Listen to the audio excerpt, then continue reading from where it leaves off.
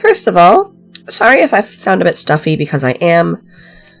I've been having this sinus thing over the last couple of days and it's moved into my chest, so I'm coughing a lot. So this video recording might have a few jump cuts and whatnot. I generally do this in as few takes as possible, but here we are, stuck with some kind of bug. I also want to apologize for the kind of clickbaity title. We're not here to gossip. Getting into today's topic, I wanted to cover something pretty important to me as a creator, not just on YouTube and Twitch, but as a freelancer artist over on Twitter, Reddit, and for Affinity. When I first got into commentary, I made a vow to myself, even if I addressed any particular drama going on in the VTuber community, or the content creator space, or art space, I would never mention anyone who didn't have a particularly strong following by name. I set the bar at 250k. Anyone below that would be alluded to, but not named. I'm still holding to that, because today I'm talking vaguely about two content creators briefly in order to get into our main topic. Why you shouldn't be putting creatives on any kind of pedestal. You've probably heard about the drama with Illuminati, also known as Blair, these past couple of days, and you are probably sick to death of hearing about it, so I'll just go over the allegations briefly. A number of her former friends, employees, and colleagues have come forward with allegations of a nasty attitude, late payments, verbal abuse, manipulation, scapegoating, and so on and so forth. You can easily find these allegations on Twitter, so I'm not going to go into a deep dive, nor will I be divulging my personal thoughts on the matter here. She made a response on her channel, but as of yet, I've not watched it. My disappointment with her is palpable, and it's going to take me some time because I have been following her channel for almost 4 years now. So I need to make sure I'm in a healthy spot before I watch it and make my decisions. That being said, I do want you to consider that when you say believe women about workplace abuse, the same principle should apply to believing men as well. It is statistically unlikely that more than 3 people of any gender would come forward with allegations that all line up with each other, and yet represent their individual situations perfectly, especially as these people have everything to lose by coming forward. So, just decide for yourself what you think about that situation, because it is heartbreaking. The other recent drama involves a VTuber who recently left her agency to go indie. You've probably, again, heard all about that nonsense back in February, and I will not rehash it. You can easily find that information for yourself. I just think she highlights an interesting pattern of content creators projecting an image. In this case, the kind of uwu, kawaii, comfy, healing, safe space, but it's notorious for attracting the worst kind of parasocial audience, while apparently being completely different behind closed doors. This mostly has to do with her comments about a coworker. After that, a former friend of hers came forward, complete with screenshots of allegations of her being cold at best, using her friends and then discarding them when she earned her fame. This former friend received so much nastiness in response that they ended up deleting the screenshots and begging people to just leave them alone. And the harassment has not stopped. It's been days, so cut it out. Therein lies the crux of this issue, I think. Both, for different reasons, had people putting them on pedestals and acting as though they could do no wrong for the images that they chose to project into the world. The first for her well-researched videos targeting shady business practices, so folks expect her to practice what she preaches.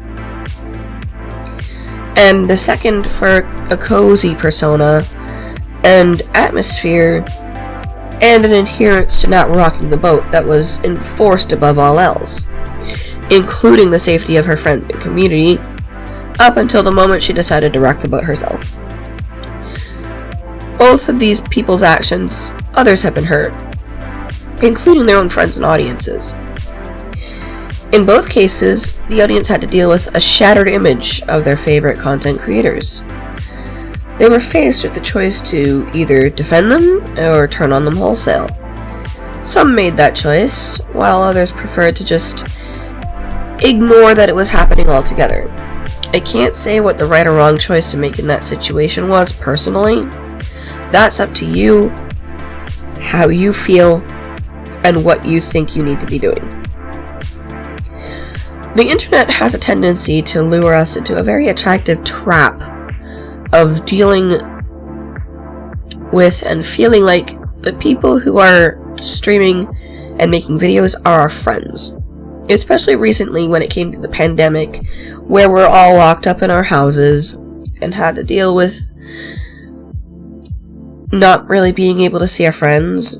And side note, while most of you will still have only had to deal with this since the pandemic started, this is 24/7, 365 for disabled people, so please keep masking, even though the world wants to pretend it's over. It's not, and my family keeps bringing shit home because they refuse, and I get sick from it and end up in the hospital, so stop.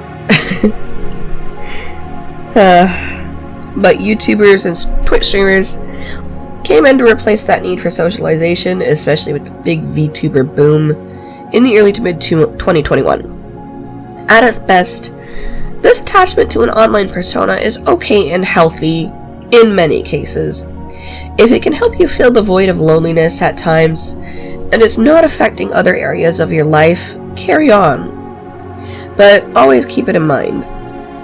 However, if you find yourself changing your life and relationships, feeling the need to spend money on them, feeling jealous of the idea that they might be spending time with others outside of their streams, or you feel yourself jumping in to defend everything that they do, regardless of what it is or what the truth of the situation is, up to and including harassing and bullying and threatening others, that's the time to take a step back and consider whether what you're experiencing is actually an unhealthy parasocial attachment. Not all parasocial attachments are bad. It's when it starts affecting your life and decisions is when you need to take a step back. This is sometimes also shown in the weird, often hostile way people react to popular VTubers or those who use a drawn avatar to show their real faces online, because it breaks the immersion of the viewer. On the flip side, there's also a very lucrative market in exposing what the VTubers and online persona people look like against their will, which is a violation of their consent. And it's also not okay. What we need to remember is that a YouTuber or VTuber is a normal human being outside of the internet. While they care about their audience as a group, but as an individual, you are a stranger.